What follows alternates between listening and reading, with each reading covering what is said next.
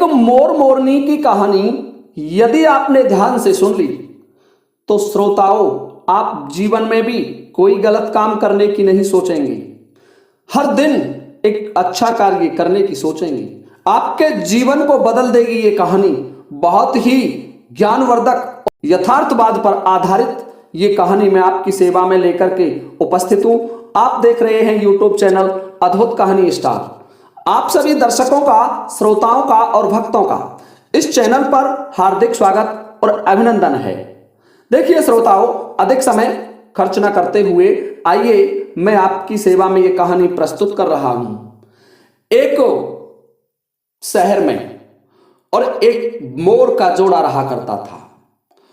जब शाम का वक्त होता था तो वह मोर का जोड़ा एक पीपल का वृक्ष था, उसकी पतली से पतली शाखा पर जाकर के बैठ जाता था, क्योंकि मोर पक्षी को कुछ जानवरों से खतरा रहता है। जैसे बिल्ली होती है, मार देती है मोर को, इसलिए वो पतली से पतली शाखा पर जाकर के बैठ जाती थी। मोर और उसकी मोरनी दोनों उसी वृक्ष की शाखा पर अपनी रात्रि गुजारते थे। एक दिन की बात है कि वह मोर और मोरनी दोनों उस वृक्ष की शाखा पर बैठे हुए थे। तभी एक भिखारी, एक याचक, जिसके शरीर से कोढ़ बह रहा था, रुधिर चुचा रहा था जगह जगह से, और एक फटा टूटा सा झोला, फटे टूटे वस्त्र, और वो भी रुधिर में हो रहे थे, घावों से युक्त उसका शरीर था और उस मार्ग से चला आ रहा था। हे श्रोताओं, तो उस मोर मोरनी के जोड़ा ने उस भिखारी पर ध्यान दिया।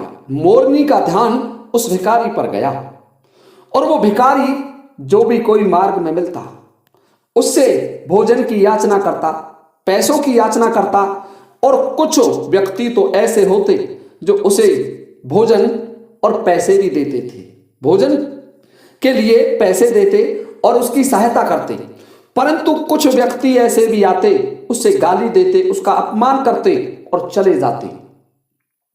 देखिए श्रोताओं, इस संपूर्ण दृश्य को वो मोर और मोरनी प्रतिदिन वहां देखा करते थे, और जो उसे पैसे देकर के जाते, जो उसकी सेवा करते उस भिखारी की, तो उन्हें भिखारी आशीर्वाद देता कि तुम हमेशा अच्छे रहे, सुखी रहे, संपन्न रहे और तुम्हारा जीवन सुख में रहे। और जो नहीं देकर के जाते थे उनसे भिखारी कुछ भी नहीं कहता था। हे श्रोताओं, इस संपूर्ण घटना को वह मोरनी और मोर उस वृक्ष पर बैठे हुए देखा करते थे, क्योंकि मोर और मोरनी का काम था दिन में तो इधर उधर दाना चुगना और शाम के वक्त उसी वृक्ष पर बैठ जाना। और वह भिखारी भी दिन भर इधर उधर घूमता रहता और शाम के समय उसी वृक्ष के नीचे आकर के बैठ जाता, और वृक्ष के नीचे बैठ करके कुछ लोगों को आशीर्वाद देता और कुछ के लिए गाली देता रहता था। क्योंकि उस भिखारी की आत्मा, जो आत्मा होती है वो परमात्मा का स्वरूप होता है। आत्मा आशीर्वाद देती थी या आत्मा ही गाली देती थी। देखिए श्रोताओं, उस भिखारी का ये रोजाना का क्रम वह मोर और मोरनी दोनों देखते रहते थे। अब एक दिन मोरनी को जिज्ञासा हुई। मोरनी अपने पति मोर से कहने लगी कि हे महाराज, मेरी बड़ी जिज्ञासा है। मोर कहने लगा, मोरनी तुम्हारी क्या जिज्ञासा है? कि प्रभु, ये भिखारी ये कहता रहता है कि कर्मों का लेखा जोखा, कर्मों का फल हर व्यक्ति को भोगना पड़ेगा, चाहे मुझे कोई गाली दे, चाहे मुझे कोई भोजन दे, चाहे मुझे कोई पैसे दे, चाहे मुझे कोई डंडा दे। यदि कोई व्यक्ति मेरे साथ जैसा व्यवहार करेगा उसे वैसा ही फल मिलेगा। देखिए श्रोताओं, मोरनी की बात जब मोर ने सुनी तो मोर कहने लगा, मोरनी, अवश्य ही कर्मों का फल भोगना पड़ता है। यह भिखारी भी पूर्व जन्म में एक कंजूस सेठ था। यह किसी को कोई दान नहीं देता था और न ये किसी की सेवा करता था, और इसने बहुत अत्याचार किए, बड़े बड़े बुरे कर्मों में लिप्त रहा। पैसे के मद में मदांध होकर के इसने अनेकों बुरे कर्म किए।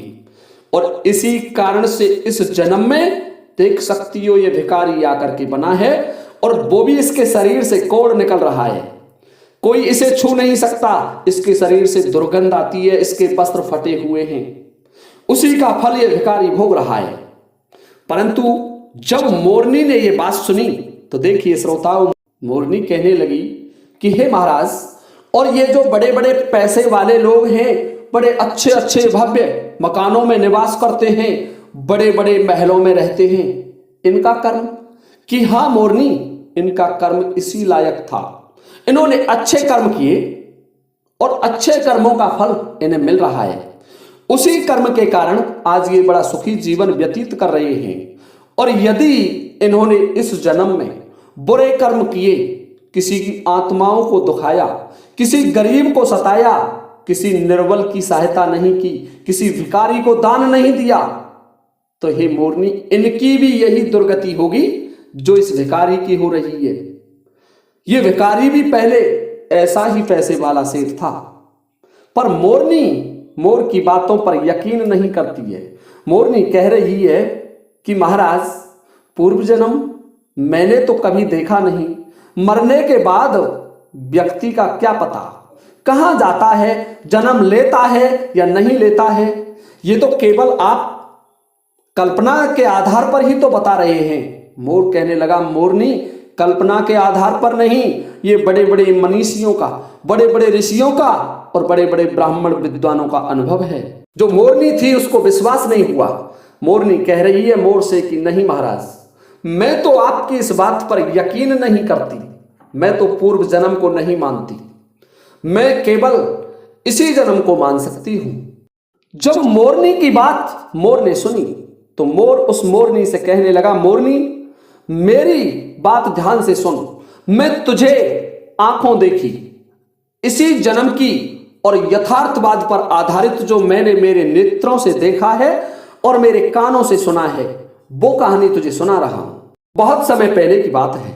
मोर कह रहा है कि और जब तक मेरा और तेरा विवाह नहीं हुआ था, मोरनी से कह रहा है मोर, और मैं इसी शहर में एक बड़े अस्पताल के पास एक वृक्ष पर बैठा रहता था। मेरा जो विश्राम का वृक्ष था, मैं रात्रि में विश्राम करता था, उसी वृक्ष की शाखा पर करता था। कि ध्यान से सुन मोरनी, एक दिन की बात है कि मैं उस वृक्ष की शाखा पर बैठा हुआ था, और जब उस वृक्ष की शाखा पर मैं बैठा हुआ था तो उसी समय अस्पताल में एक केस आया। उस अस्पताल में एक गंभीर एक्सीडेंटल केस आया, और जिस व्यक्ति का एक्सीडेंट हुआ था उसकी हालत बहुत खराब थी, बेहद चिंताजनक स्थिति, उसे कोई होश नहीं था, उसके शरीर से रुधिर बह रहा था, उसकी खोपड़ी और उसके शरीर के कई भाग टूटे फूटे हुए थे। हे मोरनी, ध्यान से सुन। और अस्पताल का मालिक स्वयं वहां चल करके आया, जो एक्सीडेंटल केस था उसके पास आया, उसने उसका चेहरा देखा और चेहरे को देख करके स्वयं आईसीयू में उसे लेकर के गया और 3 घंटे का समय लगाया और उसका ऑपरेशन किया, सफल ऑपरेशन किया स्वयं अपने हाथों से।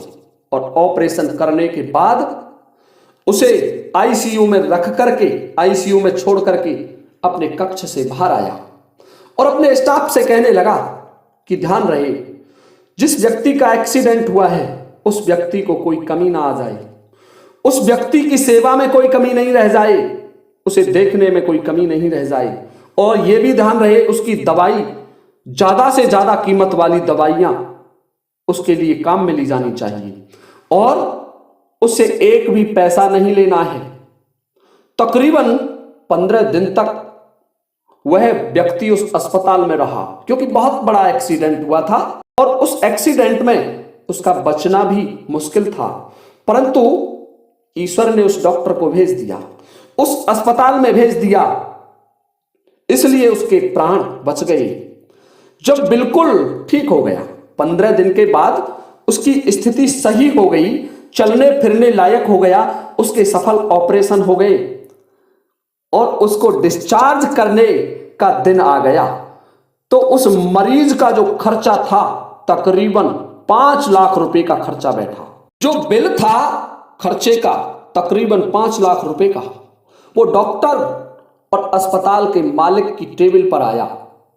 डॉक्टर ने अपने अकाउंट मैनेजर को बुला करके कहा, इस व्यक्ति से एक भी पैसा नहीं लेना है और ऐसा करो तुम उस मरीज को लेकर मेरे चैम्बर में आओ।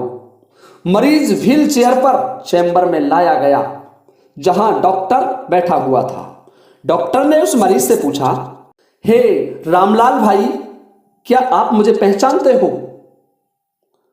जब मरीज ने अपना नाम सुना, मरीज का नाम था रामलाल, रामलाल नाम सुना तो मरीज एकदम से चौंक गया। मरीज ने कहा, लगता तो है कि मैंने पहले आपको कहीं देखा है। हे मोरनी, वो मोर कह रहा है कि हे मोरनी, डॉक्टर ने कहा, याद करो अंदाजन 2 साल पहले। अब डॉक्टर सुना रहा है कि याद करो आज से 2 साल पहले की बात है। सूर्यास्त का समय हो गया। उस समय शहर से दूर उस जंगल में तुमने एक गाड़ी ठीक की थी। उस रोज मैं और मेरा परिवार, डॉक्टर कह रहा है उस व्हील चेयर पर बैठे हुए एक्सीडेंट के मरीज से, हे मोरनी ध्यान से सुन, उस दिन मैं और मेरा परिवार उस जंगल में निकल रहे थे, पिकनिक मना करके आ रहे थे और मेरी गाड़ी अचानक ही उस जंगल में खराब हो गई। गाड़ी से धुआं निकलने लगा और गाड़ी बंद हो गई। कार एक तरफ खड़ी कर हम लोगों ने कार को चालू करने की बहुत कोशिश की, कार को आरंभ करने की कोशिश की, परंतु कार स्टार्ट नहीं हुई। अंधेरा थोड़ा थोड़ा घिरने लगा और मेरे साथ छोटे छोटे बच्चे, मेरी पत्नी और परिवार की कुछ स्त्रियां और थी। चारों ओर जंगल और सुनसान था। परिवार के हर सदस्य के चेहरे पर चिंता और भय की लकीरें दिखने लगी और सब भगवान से प्रार्थना कर रहे थे कि हे भगवान, अब इस जंगल में हमारी सुरक्षा कौन करेगा? कहीं से हमें मदद मिल जाए, हमारी गाड़ी स्टार्ट हो जाए। तभी बाइक के ऊपर तुम आते दिखाई पड़े। डॉक्टर कह रहा है उस मरीज से, हे मोरनी ध्यान से सुन, तुम कहती हो कि कर्मों का फल नहीं मिलता, कर्मों का फल मिलता है। और वो डॉक्टर उस मरीज से बोला कि उसी समय बाइक पर बैठ करके तुम आ रहे थे। ऊंचा हाथ करके मैंने तुम्हें रुकने को इशारा किया। तुमने बाइक खड़ी करके हमारी परेशानी का कारण पूछा। तुमने कार का बोनट खोला और कार को चेक किया। कार को चेक करने के बाद कुछ ही क्षणों में कार चालू कर दी गई और हम सबके चेहरे पर खुशी की लहर दौड़ गई। हमको ऐसा लगा मानो जैसे भगवान ने आपको हमारे पास भेजा हो, क्योंकि उस सुनसान जंगल में उस रात यदि हम रह जाते तो शायद हमारे परिवार के बचने का तो कोई प्रश्न ही नहीं था। रात गुजारने के ख्याल मात्र से ही हमारी रूह कांप जाती है, हमारे रोंगटे खड़े हो जाते हैं। तुमने मुझे बताया कि तुम एक मोटर गैराज में छोटी सी मजदूरी करते हो और मोटर गैराज में मजदूरी करके अपना जीवन यापन करते हो। तुम एक बहुत गरीब व्यक्ति हो।